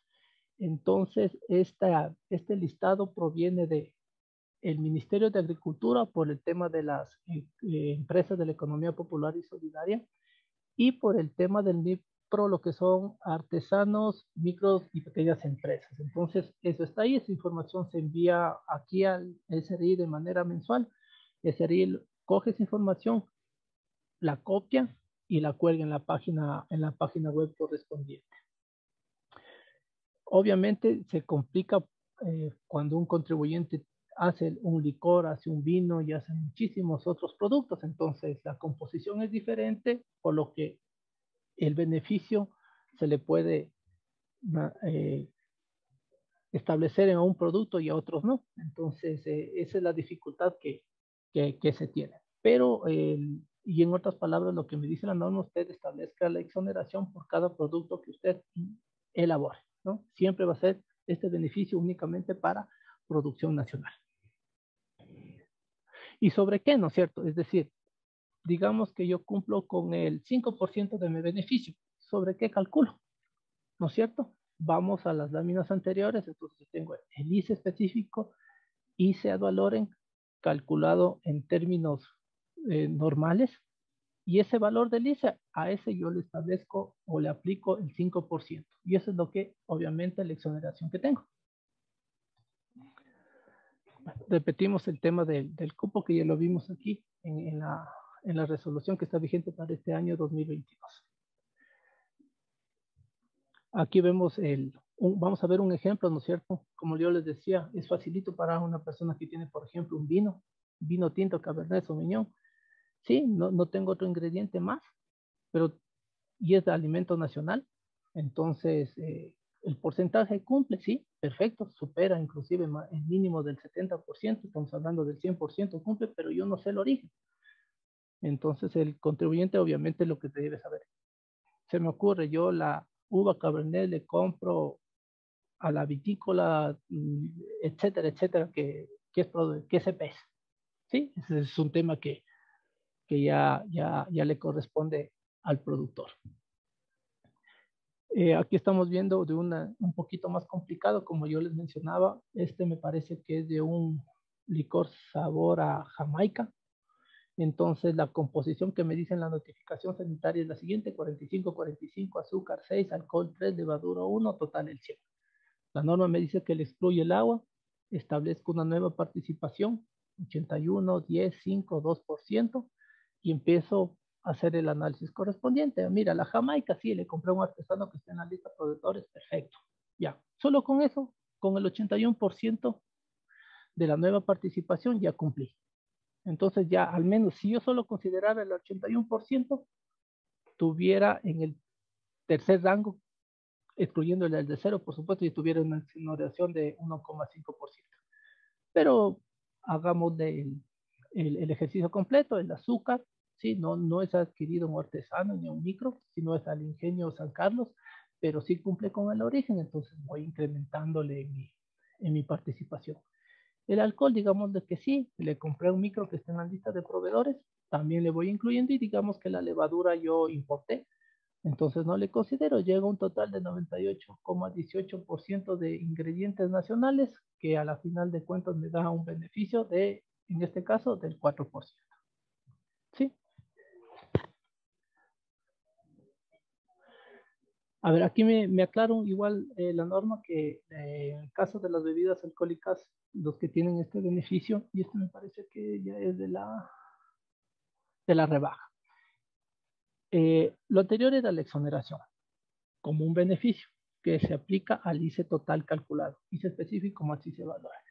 La rebaja que me habla la norma igual también se aplica solo para bebidas nacionales, de producción nacional, y la rebaja va dada en la tarifa. Entonces, la tarifa para bebidas alcohólicas, $10, yo podría tener la rebaja del 50%. Si cumplo con las mismas condiciones, requisitos y características que me dice o que se aplican para la exoneración.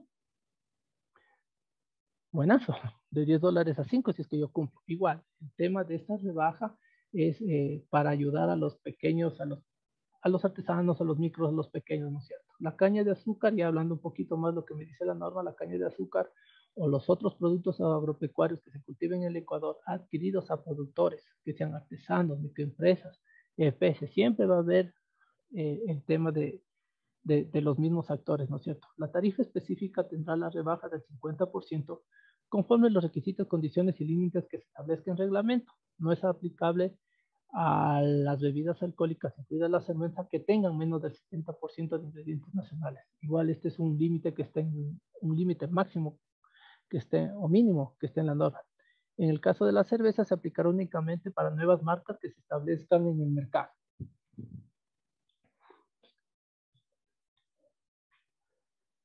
Sí tendrán la rebaja del 50%, entonces nos dice el reglamento, recalca o aclara un poquito más que no sea elaborada solo por producto, sino que me hace un tema de subproductos como el alcohol y productos agropecuarios o subproductos que sean elaborados o cultivados localmente.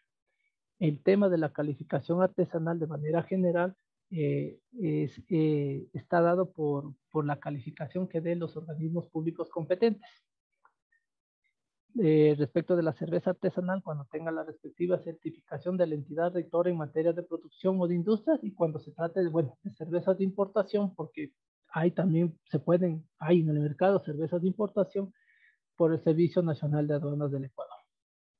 Aquellas microempresas deben estar registradas, inscritas o calificadas en la entidad rectora en materia de producción e industria, y para el caso de la cerveza aplica, se aclara o se amplía el tema que me decía en la norma para nuevas marcas producidas o comercializadas en el Ecuador, de acuerdo al CENADI, antes el IEPI, y que deberán contar con una nueva notificación sanitaria.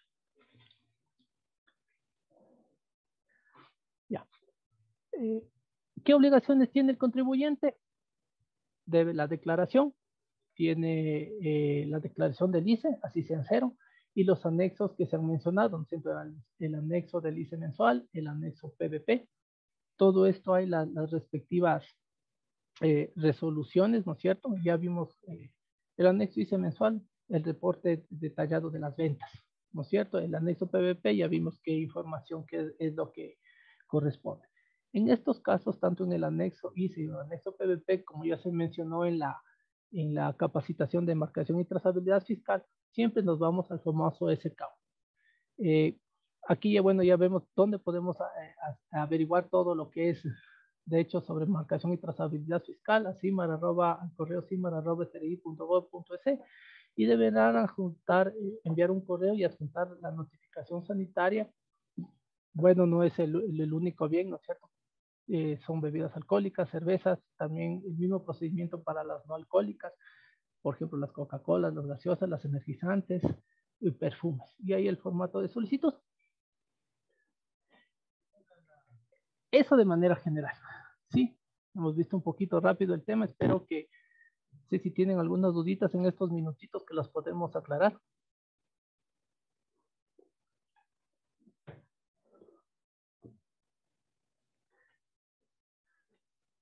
En la página web, ustedes pueden encontrar un archivo que ya me realice el cálculo. Es cuestión de hacer los ajustes correspondientes. Es un formato general, porque como ustedes verán, pueden darse cuenta, puede ser infinidad de casos de un mismo contribuyente. Entonces, colocar un archivo que me dé o me haga esos cálculos por cada caso en particular resulta muy, muy complicado, ¿no es cierto?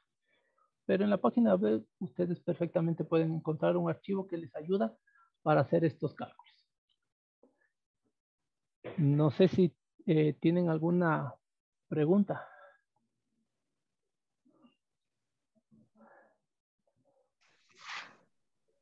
Si alguna persona tiene alguna consulta, puede hacerlo en este momento. Caso contrario, vamos a estar pendientes que los facilitadores puedan hacernos llegar las presentaciones para nosotros también transmitirlas hacia ustedes y puedan ustedes también mantenerse informados. Sí, buenas tardes. Yo tengo una consulta. Claro. Por favor. Sí, lo que pasa es que no me pude conectar al inicio de la clase y ¿cuál sería mi responsabilidad? Yo me dedico a la producción de vinos. O sea, ¿qué es lo que yo tendría que hacer?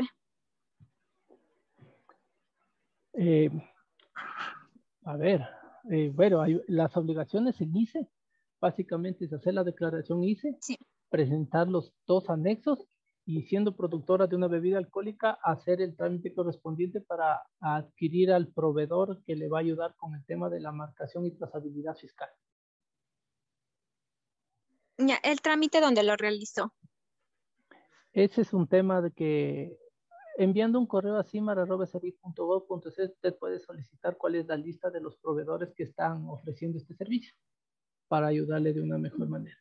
De ahí, con el que usted llegue a un acuerdo, ya es la parte suya, ¿no? No le podemos decir con este es bueno, este es malo, ajá. Ya, listo, muchas gracias. Una pregunta, dicen, ¿qué norma se puede revisar el tema del ICE y la obligatoriedad de colocar el PVP a las bebidas alcohólicas nacionales importadas? Ley de régimen tributario interno, artículo 76. Hay también el reglamento y hay las resoluciones 200 y 202 del año 2014 respecto de los anexos. ¿Cuál sería la sanción o implicación de comercializar una bebida alcohólica sin PVP? Al esto estar en un tema normativo, es una falta reglamentaria que va hasta los $1,000. Eso. El tema del PVP, que estén etiquetados también, me parece que es por un tema del consumidor, de la ley del consumidor, que deben estar los productos etiquetados con el PVP. No solo es un tema de tributario, sino también es otro tema. Ya, ajá. Y sin ningún problema, las presentaciones sí les podemos hacer llegar sin ningún problema. Muy amable. Carmen Domínguez, por favor, su consulta. Sí, hágame el favor. Mire, yo soy productora de vino de Mortiño. ¿Cómo accedo al cupo? En este caso, el Mortiño es el 100% prácticamente. Yo los compro en el mercado. En este caso, ¿no estaría con el cupo? ¿O cómo puedo hacer para acceder al cupo de descuento? A ver, o mejor dicho, la compra debe estar sustentado en un comprobante de venta válido, como cualquier otra compra. Entonces, si no lo ha hecho, lamentablemente no tendría derecho a esta exoneración y rebaja. Sí, todo es como un checklist. Cumplo esto, debo adquirir. Y obviamente la adquisición, siendo una compra, debe estar sustentado con el debido comprobante de venta. Ya, y solamente puedo comprar a las personas que están listadas en la página web, a los productores. Sí, para acceder al beneficio. Puede comprar al otro, pero si usted compra un gran productor de Mortiño, no va a tener el derecho a la rebaja o a la exoneración.